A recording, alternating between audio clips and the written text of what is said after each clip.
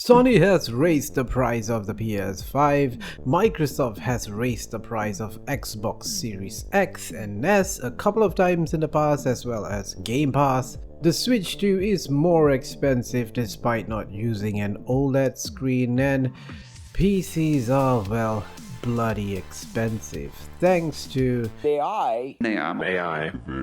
Which leads me to ask, are video games a luxury now? And are they a waste of your money? This is somewhat a continuation of my previous video where I asked if games were a waste of time, and with the console price increase and my recent personal experience with a busted laptop, I was forced to fork out a load of money to build a new desktop PC. I think it's around $1,600 something around there, which is still a pretty budget option. And yeah, I've had to make some pretty disgusting compromises, like getting 16GB of DDR5. What? Even is just a single stick of 16GB DDR5. And making do with a 5060 Ti graphics card with only 8 gigs of VRAM. No. Yes, I know it. This is a travesty. But that's just the situation we are in right now. I've had to defer from getting two 16GB sticks, hoping for a price drop in the near future. You know, man, I wonder when that whole AI bubble thing will pop. Anyway, PC gaming is definitely not as cheap as it used to be. Even if I looked at budget options like builds that could go for about $1,000, that's still more expensive than a console, at least for now. Console prices are creeping up though. Sony's PS5 Pro is what now, like close to, like, I think it's $900? Cheaper still than that budget $1,000 gaming PC build, but a PC is a PC, you know, like most houses, most families would have one, you know, because you mostly use it for other things as well, not just for gaming. And with game prices becoming more expensive as well, AAA games at $70, geez, thanks Nintendo and Microsoft. Who knows how much GTA 6 would cost gamers, you know, will it be the first $100 game? I don't know, and I wish it won't be. But if a company thinks it can get away with it, it will get away with it. Again, thanks Nintendo. Maybe we don't play every single new game that's released, and I believe there is strong evidence that the majority of the gaming demographic don't play many new games. There was a study that showed gamers are spending most of their gaming time playing older games that are 5 to 7 years old, if I'm not mistaken, instead of new ones, which is probably not the best for the growth of the industry, I'll admit it. Which is why some companies like Ubisoft and to some extent EA are focusing their efforts on live service games with a longer tail, with a longer lifespan that would earn them more money over a longer period. But that strategy isn't exactly a guaranteed success, you know, it's becoming an ever-increasing risk to develop a live service game for years for it to flop within a month after release. Case in point, Highguard, and definitely Concord.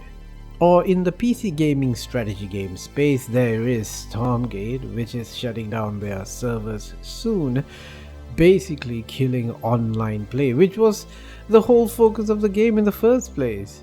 However, for every Highguard or Stormgate, there are also significant wins by smaller studios, the non-AAA space, or rather the AA, and even smaller than that. Like recently we had Slay the Spire 2 being a massive success on Steam Early Access. The game became the most played roguelike with something ridiculous like 576,000 concurrent player record. And to top it off, it isn't even a $70 game or even a $60 game. Slay the Spire 2 is proof that there is still massive value in video games.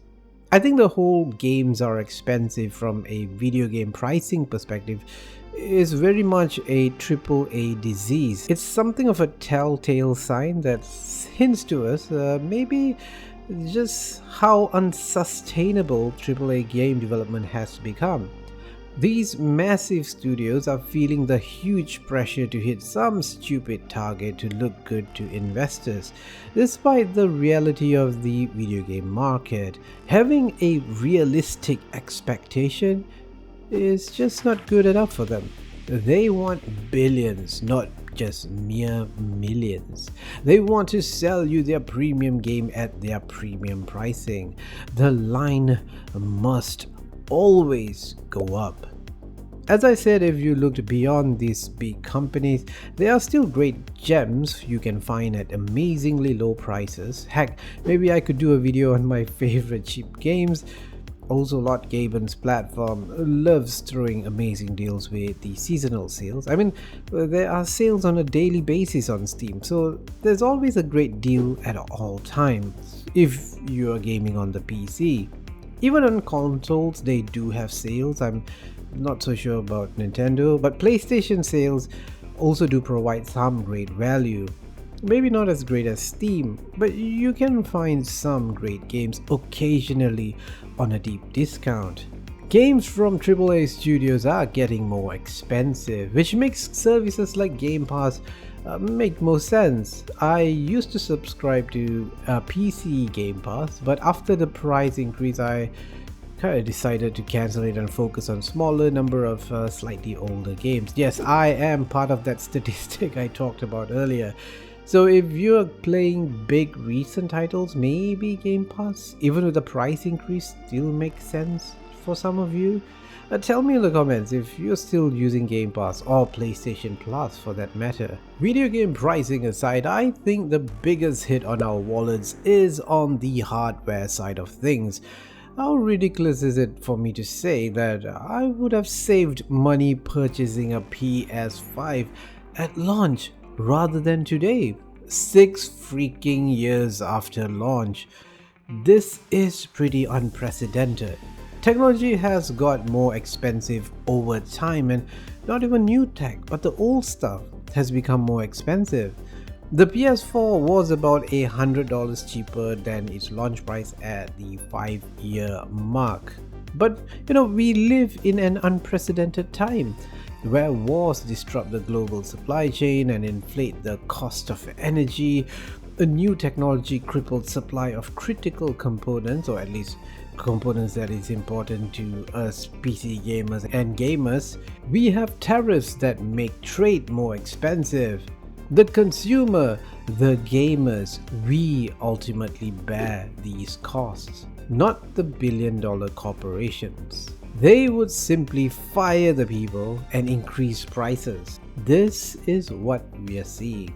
It sucks that we can't do much about it other than just ranting about it on the internet or a YouTube video. The only thing we could do is to use our money more wisely, to vote with our wallets, as some might say. If that $70 game seems out of your budget, then don't get it. If that RTX 5070 Ti seems a bit too much for your finances, then perhaps maybe aim for something a bit more moderate, a bit more okay for your finances. There are a ton of other games out there as well. Video games can still be a hobby that is not going to crush your finances. The barrier of entry is still pretty low, unlike say playing Warhammer or Warhammer 40k tabletop. Now that shit is expensive. Anyway, do tell me, how are you dealing with the increased price of new games and consoles? Did you get a console recently? Do you still buy those $70 games, or are you more selective of your choice? Share with us, are you playing primarily new games or older games released a couple of years back? Thanks for watching and farewell, friends.